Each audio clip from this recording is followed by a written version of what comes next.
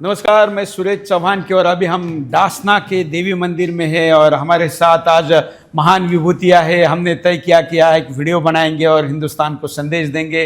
हमारे साथ जूना अखाड़े के महंत और पूज्य नारायण गिरी जी महाराज है दुधेश्वर मठ के, आपका स्वागत है। हमारे साथ रामगिरी जी महाराज है जिनको आजकल दुनिया भर के जिहादी सल्तन से जुदा के नारे लगा रहे हैं और जिनके खिलाफ हमेशा ही नारे लगते हैं सल्तन से जुदा के, ऐसे यति नरसिंहानंद जी है, उनके यहाँ पर हम बैठे हुए हैं। तो ज़रा आज हमने सोचा कि कुछ चर्चा करेंगे, तो महाराज जी से ही शुरू करते हैं। महाराज जी, आज आपके पास सब आए हैं, क्या कहेंगे? ये मेरा सौभाग्य है, हमारे गुरु श्री महंत नारायण गिरी जी महाराज और उनके साथ स्वामी रामगिरी जी महाराज, जिन्होंने पूरी दुनिया को हिला के रख दिया। मैं बहुत अभिभूत हूँ स्वामी जी के आने से। स्वामी जी की बड़ी कृपा और सुरेश जी आपके जैसे धर्म योद्धाओं का यहाँ आना, ये मेरा सौभाग्य है। मैं आप सबका यहाँ स्वागत कर बहुत अभिभूत हूँ। महाराज जी, ये तो आप सब अखाड़े के ही है, लेकिन देश में अखाड़ा सजा हुआ है। अफगानिस्तान वाला आया हुआ है और उसके स्वागत में पूरा हिंदुस्तान मानो कि कोई बहुत बड़ा नायक आया है। वास्तविकता ऐसे तालिबानियों का मंत्री है कि जिसने हिंदुओं को वहां से भगा दिया। एक भी हिंदू नहीं बचा, एक भी सिख नहीं बचा, एक भी बौद्ध नहीं बचा। मैं तो क्या है कि बहुत समय से बोलता रहा हूँ।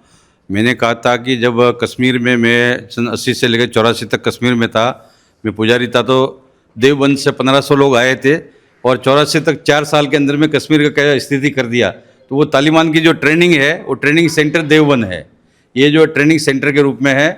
तो इस तरह से मैं सोच रहा हूँ कि ये एक दुर्भाग्य है भारत के लिए कि इस तरह से उसका स्वागत करना, क्योंकि ये आने वाले लोग जो है कभी भी कितना भी जो दुष्ट होता है वो कभी हमेशा घातक होता है। उसको कितना भी आप पुचकारोगे, एक दिन जो वो अपना परिणाम दिखाएगा।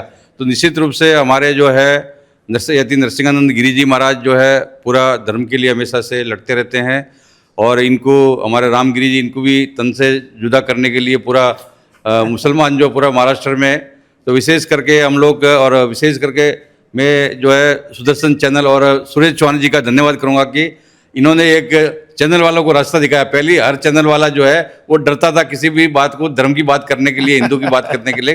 तो आप सुरेश चौहान जी ने खुलकर आके जो है दुनिया में जो है नाम किया और ये जो इस तरह से जो घटना हुआ, स्वागत हुआ है उसका, ये हमारे लिए एक शुभ नहीं हुआ है, ये ऐसा मेरा व्यक्तिगत मानना है। जी जी बिल्कुल। यति जी को मिलने के लिए, मतलब आपने जब ये आवाज़ उठाई और आपके खिलाफ सब लड़ रहे थे, तो प्रेस कॉन्फ्रेंस करके सबसे पहले समर्थन देने वाले यति जी ही थे। जी हाँ, जब योगीराज सदगुरु गंगागिरी महाराज का सप्ताह चल रहा था श्रावण में, और वो सप्ताह जो था, उस सप्ताह में प्रवचन में मैंने बयान दिया था। उसका कारण यह था कि उस समय बांग्लादेश में हिंदुओं पर बहुत अत्याचार चल रहे थे और एक स्त्री पर 20-20, 30-30 लोगों ने बलात्कार किए हुए थे और किसी की जीभ काटी गई थी, किसी के हाथ पैर तोड़े गए थे और इतनी बुरी हालत हिंदुओं की हुई थी। तो मुझे बहुत दुख हुआ।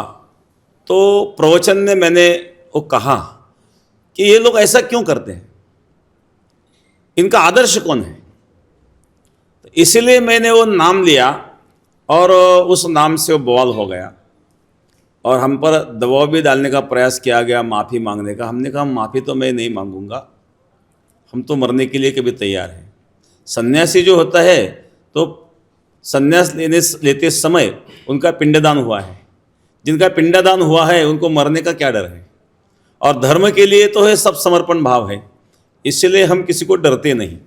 डराने का कोई भी प्रयास करे, मृत्यु को इसलिए डरते नहीं, आत्मा की तो कोई मृत्यु हो नहीं सकती, शरीर तो मरने वाला ही है।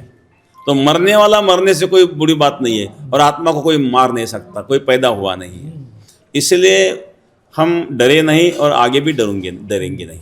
हम यति जी को कहते रहते हैं कि आप महाराष्ट्र आइए, तो अपने कार्यक्रम में बुलाएंगे। अपना जो श्रावण में जो कार्यक्रम होता है उस कार्यक्रम में बुलाएंगे।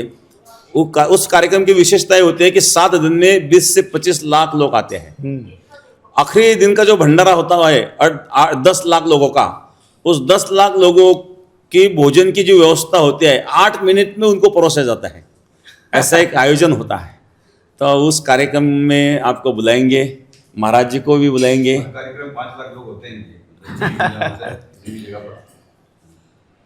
दारुल उलूम के बारे में हाँ हाँ, आप देवबंद के विषय में अभी चर्चा निकली है, तो देवबंद के विषय में तो आपने बहुत अध्ययन किया हुआ है।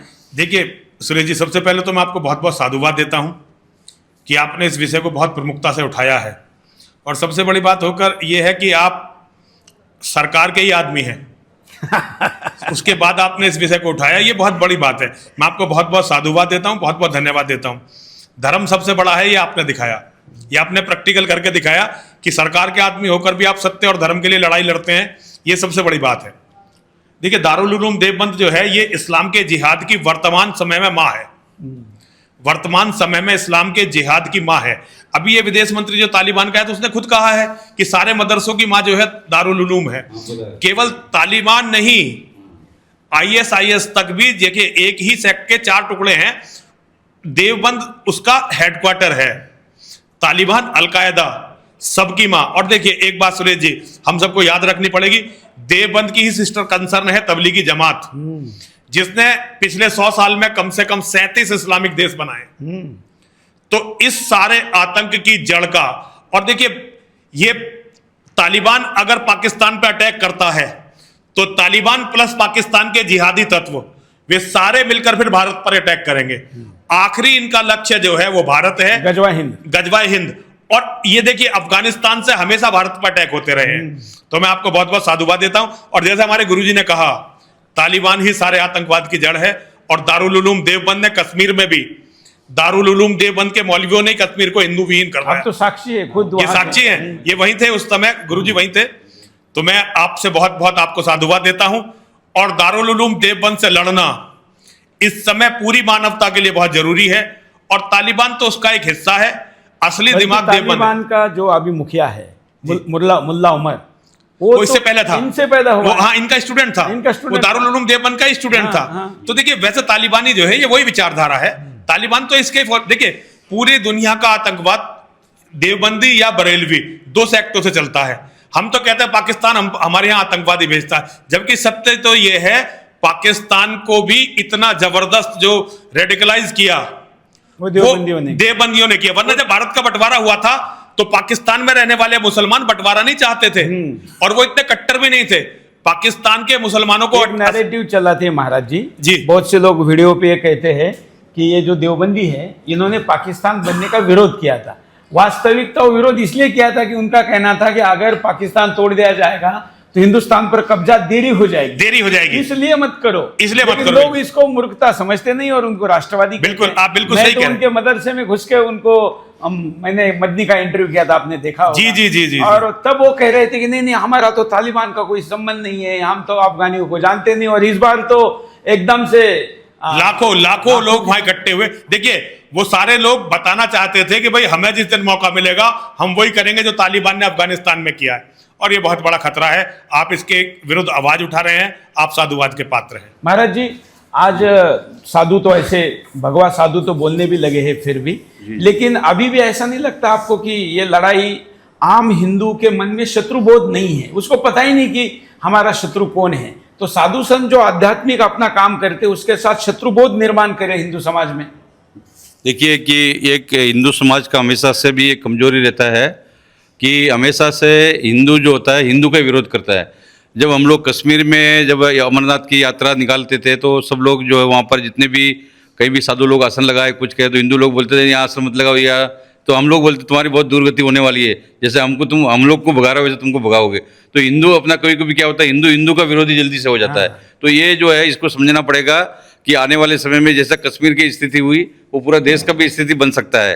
तो इसे निश्चित रूप से सभी हिंदुओं को आपस में मनमुटाव भेजकर जो अपनी जातिवादी की जैसे है कि भाई आपको जाति तो ये खत्म नहीं कर सकते, परंतु जाति को समन्वय बनाकर हृदय रूपी एक मंच पर आकर एक आवाज़ उठाएंगे। और मठों से जब से सभी साधु संत जगह हम लोग जैसा कर रहे हैं तो मठों से बाहर आकर इस लड़ाई में शामिल नहीं होंगे, हिंदुओं को नहीं जगाएंगे, तो निश्चित रूप से आने वाला समय जो है वो हमारे लिए शुभ नहीं है जी। हर हर महादेव। बिल्कुल, वारकरियों का बहुत बड़ा महाराष्ट्र में संख्या है, और वारकरी आपका मठ तो दोनों तरफ है, मतलब सन्यासियों का भी काम करता है और वारकरियों का भी काम करता है। तो ऐसे में वारकरी संप्रदाय को भी ये शत्रुबोध, वारकरी तो छत्रपति शिवाजी महाराज से भी जुड़े हैं, तो वहाँ भाव तो है, लेकिन पिछले कुछ समय में थोड़ा वामपंथी विचार के प्रभाव में महाराष्ट्र का वारकरी संप्रदाय गया था, जी। अब दोबारा उभरने लगा है, तो इसको और मेन स्ट्रीम में कैसे लाएंगे?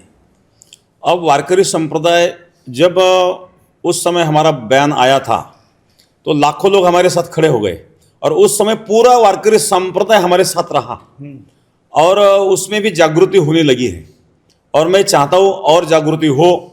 और अब महाराष्ट्र में हर जगह ये ऐसे सभाएं होने लगी हैं और निश्चित ये कार्य बढ़ेगा, ऐसा मुझे आत्मविश्वास है। आज आप जहाँ आए हैं, ये स्थान दासना देवी मंदिर जो है, यहाँ छत्रपति शिवाजी महाराज आए थे जी। जब आगरा में औरंगजेब के चंगुल से निकले थे, तो उधर जाने के बजाय वो यहाँ आए। फिर महाराज जी जहाँ के जिस मंदिर को देखते हैं जी, दुधेश्वर नाथ दुधेश्वर। मंदिर, वो उन्होंने ही वहाँ के पीठाधीश्वर महाराज जी, उसका जीर्णोद्धार शिवाजी महाराज जी ने किया था। जी। फिर वहां से कुरुक्षेत्र गए, वहां पर भी मंदिर बनाया और फिर ओडिशा होते हुए वापस गए थे।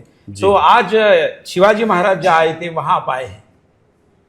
तो आज मैं यहाँ आकर के बहुत गौरवान्वित समझ रहा हूँ, क्योंकि छत्रपति शिवाजी महाराज महाराष्ट्रियन थे और मराठाओं ने दिल्ली तक आकर के, अटक से कटक, हाँ, अटक से घटक आकर के मराठों का साम्राज्य, हिंदुओं का साम्राज्य और हिंदवी स्वराज्य की स्थापना की थी छत्रपति शिवाजी महाराज ने। और शिवाजी महाराज को आज भी संपूर्ण विश्व आदर्श मानते हैं और उस शिवाजी महाराज के चरण स्पर्श से पुनीत हुई यह भूमि और जिस मंदिर का जीर्णोद्धार छत्रपति शिवाजी महाराज ने किया था, वो स्थान भी हमारे जुना अखाड़े का ही है।